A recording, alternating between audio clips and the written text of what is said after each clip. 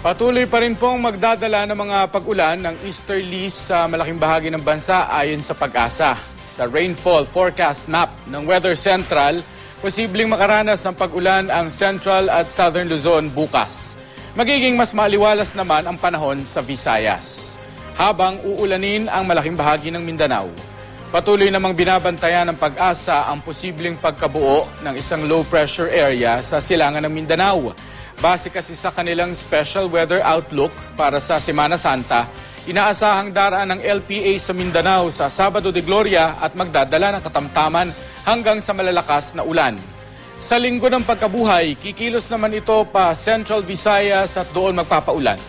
Nananatiling mababa ang posibilidad na maging ganap na bagyo ito base sa wind map ng Weather Central.